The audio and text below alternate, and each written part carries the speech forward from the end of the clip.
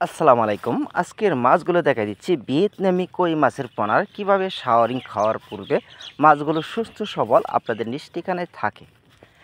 দেখা গেছে আমরা যে পুকুর থেকে মাছ তুলি আগে থেকে আপনার পুকুরের মাছগুলো স্বাভাবিকভাবে রেডি করা হয়, যা আমরা রেডি করার সময় যাতে পুকুরে জাল টান দিলে যাতে সেই ক্ষেত্রে কোনো রকম সমস্যা যাতে কই মাছের ক্ষেত্রে না হয়। এভাবে সুরক্ষিতভাবে তোলার পূর্বে তারপর আমরা ট্যাঙ্কিতে মাছ যখন নিয়ে আসি, তখন এখানে আপনি ৩ থেকে ৪ ঘন্টা শাওয়ারিং খাওয়ার পূর্বে মাছগুলো সঠিক সুস্থতাই লাভ করে। এতে মাধ্যমে দেখা গেছে মাছগুলো আপনার পুকুরের জন্য অনায়াসে নিয়ে চাষ করতে পারেন মাত্র ৩ থেকে ৪ মাস। এই ৩ মাসের ভিতরে মাছ চলে আসবে কেজিতে ৫টা থেকে ৬টা কেজি অর্থাৎ ৬০টা কেজিও আসতে পারে। তার জন্য রয়েছে ভিডিওটা সম্পূর্ণটা দেখবেন আপনার পুকুরের জন্য কন্টিনিউভাবে কীভাবে খাদ্য উৎপাদনের দিক দিয়ে এগিয়ে রাখতে হবে।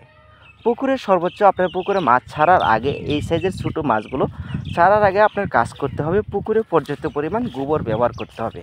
যা বলা হয় প্রতি শতাংশে ১ থেকে ২ কেজি করে পরিমাণ গোবর ব্যবহার করবেন। এর মাধ্যমে দেখা গেছে আপনার পুকুরে এক ধরনের খাদ্য তৈরি হবে, সেটি হলো প্রাকৃতিক খাদ্য। এই প্রাকৃতিক খাদ্য তৈরি হয়ে গেলে তারপর মাছগুলো দেখা গেছে আপনার খুবই কম খরচে মাছগুলো উৎপাদন দিক দিয়ে খুবই ভালো হবে। তার মাধ্যমে রয়েছে পুকুরে অন্যায্যভাবে আপনারা রাখবেন না, অতএব পুকুরগুলো পরিষ্কার পরিচ্ছন্নতা রাখতে হবে। পুকুরের পাড়গুলো সম্পূর্ণ চকচকে রাখবেন, অতএব পুকুরে অক্সিজেন পেয়ে থাকবে।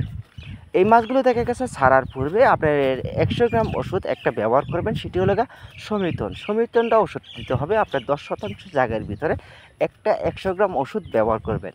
যে ওষুধটা ব্যবহার করলে মাছগুলো সুস্থ সবলতা থাকবে, অর্থাৎ মাছগুলো পরিপূর্ণভাবে সুস্থই থাকে। এর মাধ্যমে দেখা গেছে মাছের খাদ্য প্রতিদিন ২ বার করে ব্যবহার করতে হবে।